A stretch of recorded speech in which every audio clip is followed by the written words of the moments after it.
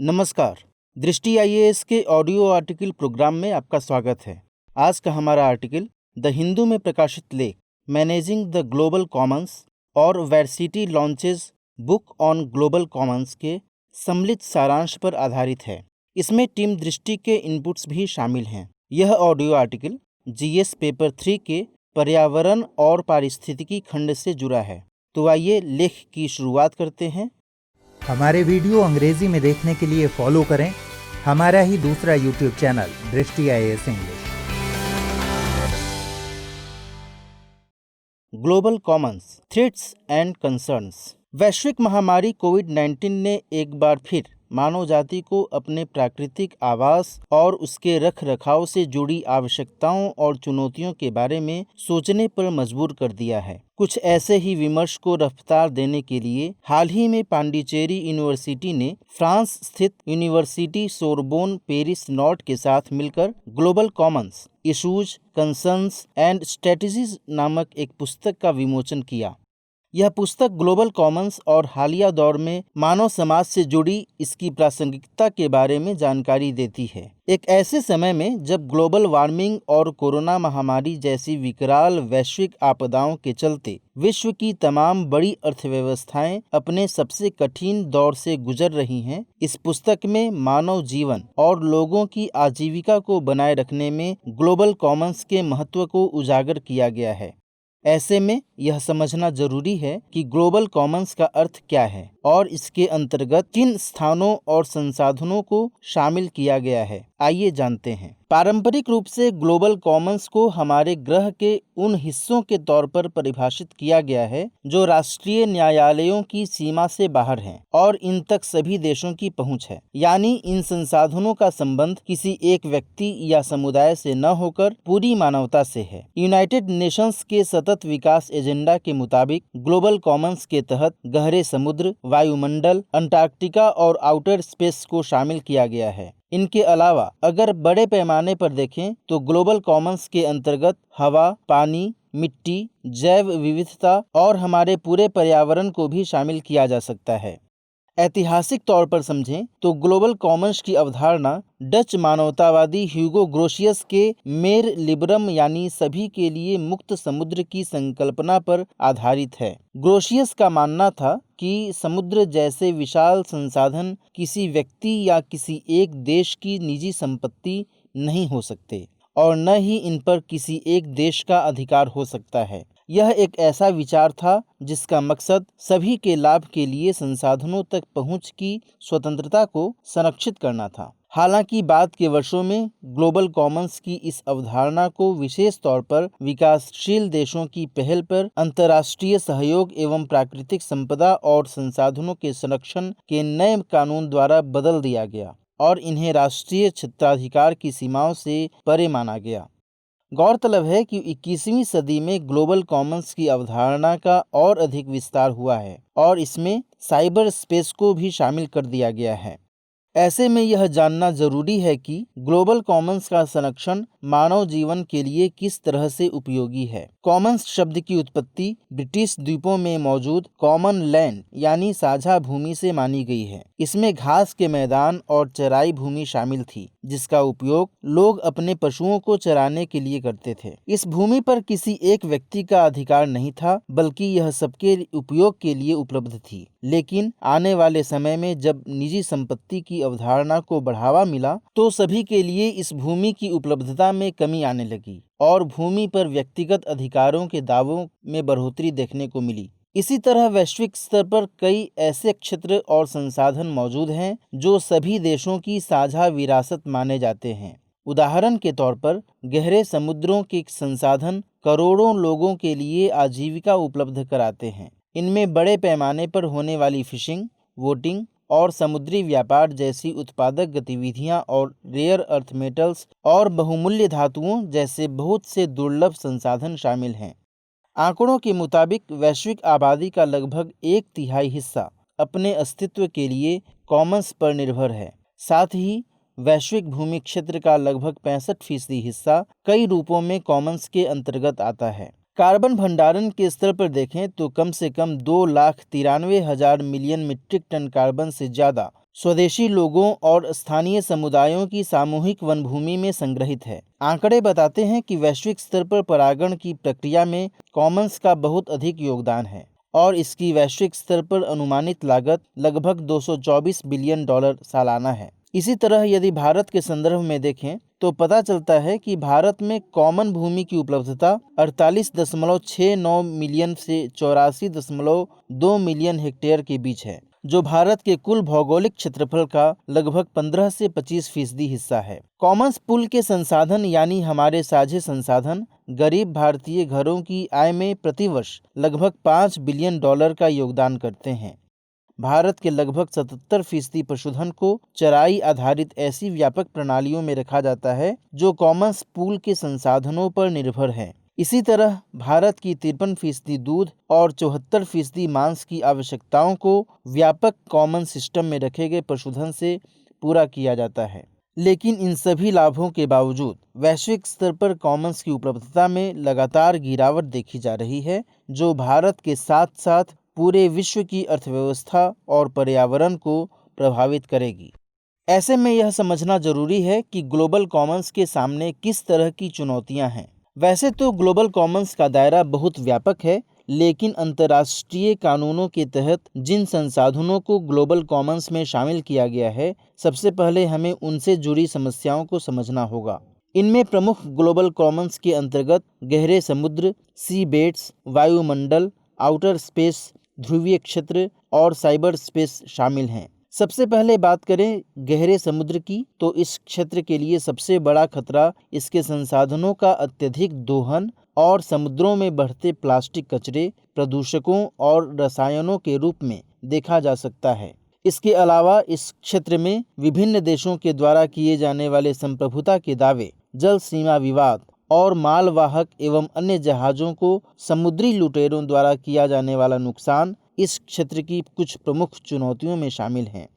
बात करें वायुमंडल की, तो इसके बिना किसी भी जीव का अस्तित्व संकट में पड़ सकता है। ऐसे में वायुमंडल में ग्रीन हाउस गैसों का बढ़ता प्रभाव, औद्योगिक उत्पादन और वाहनों से निकलने वाली जहरीली गैसें वायुमंडल को प्रदूषित कर रही हैं। साथ ही वनों की अत्यधिक कटाई से भी कार्बन सिंक की क्षमता में कमी आ रही है, जिससे ग्लोबल वार्मिंग की समस्या काफ़ी हद तक बढ़ रही है। इसके चलते जल चक्र बुरी तरह से प्रभावित हुआ है और इसका सबसे ज़्यादा दुष्प्रभाव दूसरे ग्लोबल कॉमन्स जैसे ध्रुवों पर जमी बर्फ का पिघलना, समुद्र के जल स्तर में वृद्धि और पर्यावरण के क्षरण के रूप में देखा जा रहा है। आइए अब समझते हैं आउटर स्पेस, ध्रुवीय क्षेत्रों, साइबर स्पेस और अन्य ग्लोबल कॉमन्स से जुड़ी चुनौतियों को। आउटर स्पेस की बात करें तो बाह्य अंतरिक्ष, चंद्रमा और अन्य खगोलीय पिंड मानवता की साझी विरासत माने गए हैं। लेकिन आधुनिक युग में वैज्ञानिक तकनीकी आविष्कारों के बढ़ने और राष्ट्रों के आपसी संघर्षों के चलते इन संसाधनों का उपयोग दूसरे देशों पर निगरानी करने और कई तरह के हथियार स्थापित करने में किया जा सकता है। हालांकि इस संभावना को कई वैश्विक संधियों के द्वारा नियंत्रित करने का प्रयास किया गया है। इसके अलावा अंतरिक्ष में सैटेलाइट्स की बढ़ती संख्या और उनसे बनने वाला मलबा भी इस संसाधन के लिए बड़ी समस्या बनता जा रहा है। अगला संसाधन पृथ्वी पर मौजूद ध्रुवीय क्षेत्र हैं, जिनमें से अंटार्कटिका को वैज्ञानिक शोध के नजरिए से ज्यादा महत्वपूर्ण माना गया है। पृथ्वी के दोनों ध्रुवों पर जमी बर्फ में पृथ्वी का सर्वाधिक पीने योग्य पानी मौजूद है, जो ग्लोबल वार्मिंग के चलते काफ़ी तेजी से पिघलकर समुद्रों में मिल रहा है। इसका दुष्परिणाम आने वाले समय में पीने के पानी की कमी और समुद्र जल स्तर के बढ़ने के रूप में देखा जाएगा, जिससे कई द्वीपीय देश जलमग्न हो सकते हैं और इसकी चेतावनी IPCC यानी inter governmental panel on climate change और अन्य कई वैश्विक संस्थाओं की रिपोर्ट्स में दी जा चुकी है। इसके अलावा देशों के बीच ध्रुवीय क्षेत्रों के संसाधनों और क्षेत्राधिकार के मुद्दे भी इस संसाधन के संरक्षण के लिए चुनौती बने हुए हैं। आधुनिक युग में एक नए ग्लोबल कॉमन के तौर पर साइबर स्पेस को शामिल किया गया है। साइबर स्पेस ने जहां एक और मनुष्य को सूचनाओं और जानकारियों का विशाल डेटा उपलब्ध कराकर एक दूसरे के नज़दीक ला दिया है, वहीं साइबर स्पेस की समस्याएं भी इन्हीं जानकारियों और डेटा से जुड़ी हुई हैं। साइबर स्पेस की सबसे बड़ी समस्या लोगों की निजी और गोपनीय जानकारियों से जुड़े डेटा की सुरक्षा और इस डेटा को अपने ही देश में संग्रहित करने को लेकर है। जैसे जैसे लोगों की निर्भरता डेटा और साइबर स्पेस पर बढ़ती जा रही है, वैसे वैसे साइबर स्पेस पर नियंत्रण स्थापित कर लोगों के आर्थिक, सामाजिक और राजनीतिक विचारों और स्थितियों को प्रभावित करने के प्रयासों में तेजी नजर आने लगी है। इससे जुड़ी एक और चुनौती साइबर स्पेस में पायरेसी और हैकिंग के साथ साइबर वारफेयर और जासूसी की है, जिससे निपटना सुरक्षा एजेंसियों और सरकारों के लिए बेहद चुनौती भरा काम है। इन प्रमुख ग्लोबल कॉमन्स के अलावा जो अन्य चुनौतियां सभी के लिए साझा तौर पर सामने आई हैं, उनमें तेजी से बढ़ती जनसंख्या, जंगलों की कटाई, वनों में लगने वाली आग और गैर नवीकरणीय संसाधनों का तेजी से खत्म होना शामिल है। हालांकि वैश्विक स्तर पर अंतर्राष्ट्रीय संगठनों के द्वारा कई सम्मेलनों और अंतर्राष्ट्रीय संधियों के माध्यम से इन चुनौतियों का समाधान करने की कोशिश की जा रही है, लेकिन इनमें अपेक्षित सफलता नहीं मिल सकी है। ऐसे में जानना जरूरी है कि आगे की राह क्या हो। ग्लोबल कॉमन्स यानी विश्व के साझा संसाधन मानवता की साझी विरासत है, जिनके संरक्षण का प्रयास किया जाना बेहद जरूरी है। ऐसे में इन संसाधनों का प्रबंधन करने के लिए निजी और सार्वजनिक हितों दोनों के बीच संतुलन बनाए रखने की आवश्यकता है। कन्वेंशन ऑन बायोलॉजिकल डाइवर्सिटी यानी CBD की एक रिपोर्ट के मुताबिक जैव विविधता का बेहतर प्रबंधन न किए जाने के चलते इसके लगभग 60% खोए हुए संसाधनों को कभी भी फिर से प्राप्त नहीं किया जा सकेगा। ऐसे में इन संसाधनों का कुशल प्रबंधन किया जाना बेहद जरूरी है और इसके लिए वैश्विक स्तर पर एक प्रभावी पर्यवेक्षण तंत्र का विकास किया जाना एक बेहतर उपाय हो सकता है। इसके अलावा कुछ प्रमुख ग्लोबल कॉमन्स की समस्याओं पर बात करें तो उनके लिए समाधान भी वैश्विक स्तर पर तलाशने होंगे। उदाहरण के लिए गहरे समुद्रों के संसाधनों का अत्यधिक दोहन रोकने के लिए अंतर्राष्ट्रीय संस्थाओं जैसे international tribunal for the law of the sea अंतर्राष्ट्रीय सीबेड अथॉरिटी ISA को और अधिक सशक्त बनाना होगा, जिससे ये गहरे समुद्र के मूल्यवान संसाधनों की अवैध निकासी पर रोक लगा सकें। साथ ही हमें समुद्रों में डंप किए जाने वाले प्लास्टिक कचरे और अन्य प्रदूषकों पर रोक लगानी होगी या उनके समुचित निपटान का प्रबंधन करना होगा, जिसके लिए स्थानीय स्तर पर प्रयास किया जाना उपयोगी हो सकता है। इसी तरह आउटर स्पेस के संसाधनों के लिए 1967 की आउटर स्पेस ट्रीटी और चंद्रमा के संसाधनों के लिए खास तौर पर बनाए गए 1979 के मून एग्रीमेंट के नियमों को प्रभावी तरीके से लागू कराने के लिए किसी विशिष्ट संस्था का गठन किया जाना चाहिए, ताकि आउटर स्पेस के संसाधनों का उपयोग पूरी मानव जाति के लिए सुरक्षित तरीके से किया जा सके। ध्रुवीय क्षेत्रों की बात करें तो अंटार्कटिका और आर्कटिक दोनों ही क्षेत्र पारिस्थितिक रूप से बहुत महत्वपूर्ण हैं। ऐसे में इन दोनों क्षेत्रों के लिए उनकी परिस्थितियों के अनुसार अलग अलग वैश्विक संधियों और कार्य योजनाओं को प्रभाव में लाना उपयोगी हो सकता है।